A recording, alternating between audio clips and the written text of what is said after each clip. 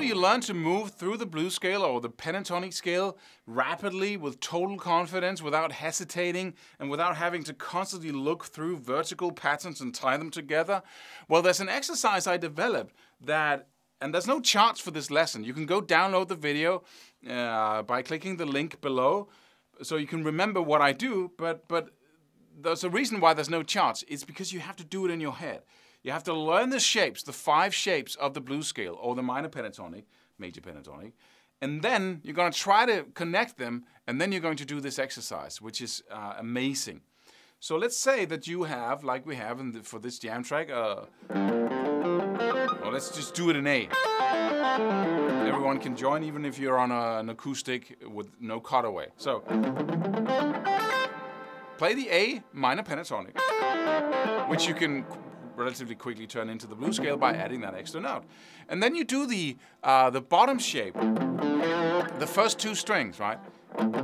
This little shape here of the E and the A string, where I play the 5th and the 8th fret on the low E string, and then the 5th and the 7th on the A string.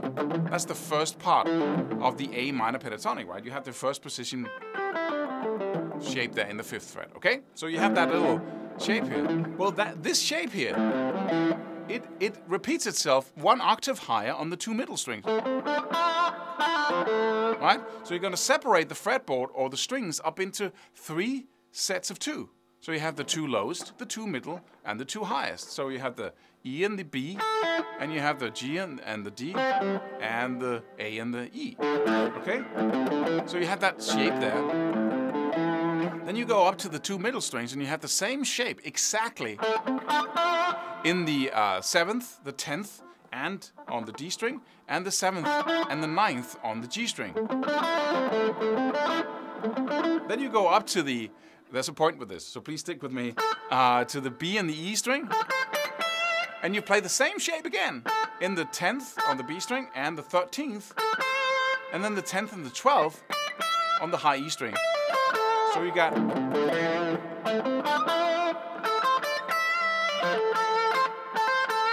Right? And then all you have to do, basically, once you have that octave shape, is add 1 note below the lowest note. So you have... Right? Which is in the 3rd fret on the low E string. Please follow me here. Pick up your guitar if you haven't already. Right? And then you play the same shape up here. Same shape up here. And if you... Then the next trick is to try and visualize these shapes as you play them.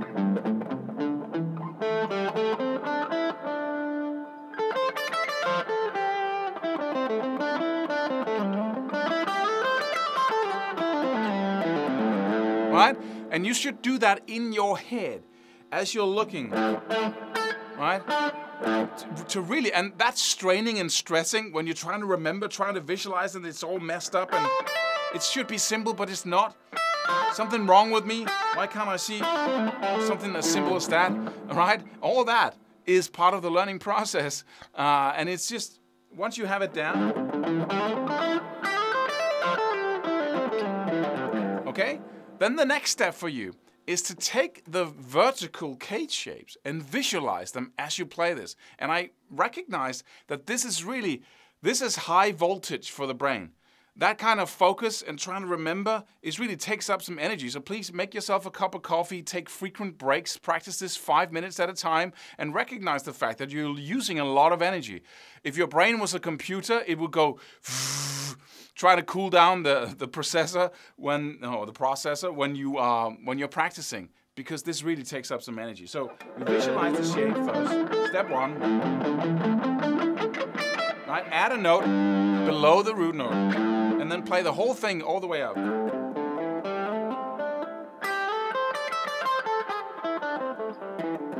Right?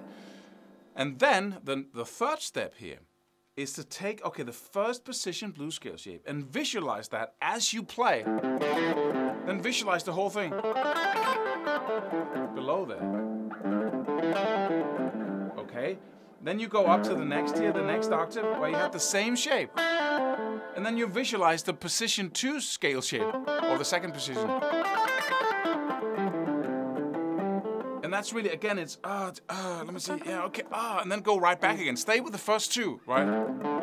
Oh, the first position, got that down, that's pretty easy. Second position, and then visualize the first again. Go to the third now. Once you have stayed enough in the first two, stay out of overwhelm. Make something familiar enough for you to remember it once you go back to it afterwards. Instead of constantly just forgetting because you practice it too little to remember what went on when you return to it. And that's the way to frustrate yourself. So stay with the first here, visualizing the first position. Oh, that's super easy now. Then introduce the next octave. And then visualize the second position as you see the second octave. All right? And then go right down and back and up. Okay, then go back to the first again. Visualize the first position. Okay, once that is easy, back and forth, you go to the next. Visualizing the third position. Minor pentatonic again, right? Okay? So now you have 3 shapes here. And you have 3 octave shapes.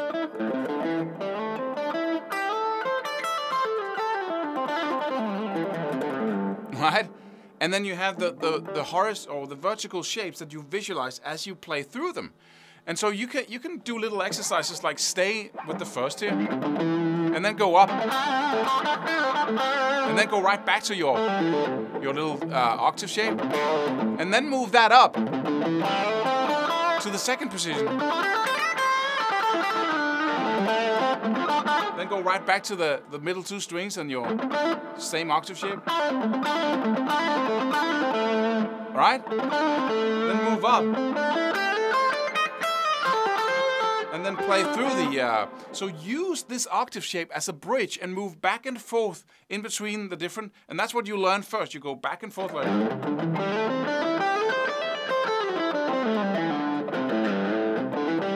Once that is easy, you start doing the other things, the other steps I talked about. But make each and every single step of this process so easy on you before you move on. If you do that, it's easy, easy, easy all the time, although you have to use some brain capacity to do this, right? But the second you start doing too much at once, you get overwhelmed, and it's the caveman strategy always, right? There's a lot here, so let's take on a lot. Idiotic.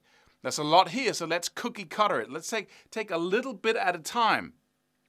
Just that shape, this shape, this shape, and then, learn the first at a level where you can remember it, move on to the second, go back to the first, move on to the second, back to the first, second, first, easy, easy, easy. Okay, introduce the third, forget about the first, introduce the third, learn, learn, learn, go back and forth between 2 and 3, right? So you... Okay, 2 and 3, back and forth, back and forth, back and forth, easy, easy, easy, easy, right? Introduce the first again, go back. See if you've forgotten some of the first, right? In your pursuit of the 2 and 3, right? Once you have all 3 octave shapes down, start by focusing on the first position blues scale, right? Moving up into that, down into your octave shape again. Shift position by using the octave shape. Right? And then step by step. The reason why I'm spending so much time on this is because this is the formula of staying out of overwhelm and learning super rapidly, right? And then the final principle you must use is to stay in with just this exercise, with just these octaves, until it's totally easy, like nothing, right? So you can go back, you can...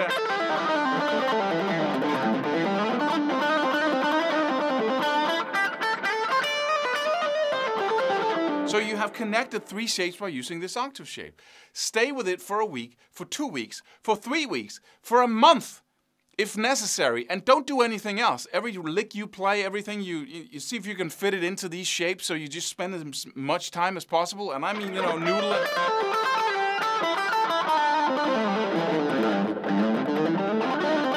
Because then the next position will be so much easier to learn. That's what so few people ever discover, is that if you spend enough time with one thing, then the next thing is half the effort, right? So the next thing you do is just you go up on the low E string and go.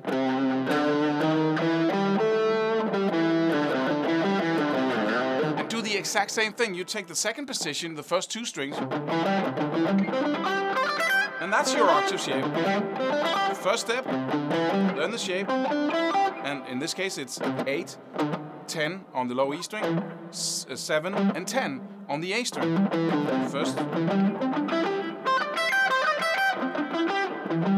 Right? Then add the lower note, step 2, right?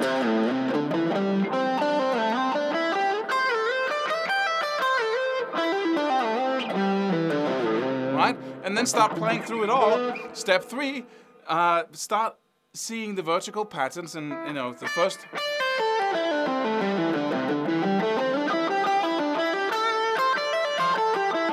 And do the exact same thing and stay there for long enough for you to really get so incredibly overly familiar with it that you will never ever forget about it, that this will be easy for the rest of your life. That's the level I'm talking about.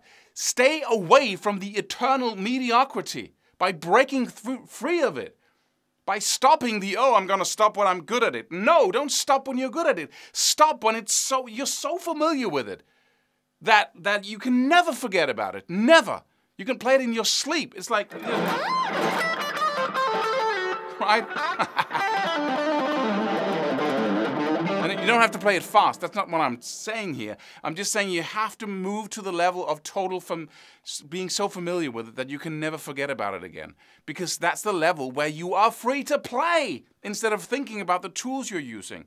But there's so many things to learn. If I have to do that with everything, then it's going to take me 100 years. No! Because if you learn one thing at that level, then the next position is going to be much easier. When you have 2 things down at that level of total familiarity, then the next is going to be even easier. It's a pattern in the brain. The brain, it's catching on. Oh, this is easy, right? And then bam, bam, bam, bam, bam. And suddenly you're just flying across the fretboard. While other people who's trying to practice the same freaking 5 shapes, connecting them string by string, is still struggling, right? Go for mastery. That is the central and almost the only key to mastery, basically, is to focus on mastery now, right? Instead of focusing on everything a little at a time, which is the surefire way to stay at the intermediate level for the rest of your life.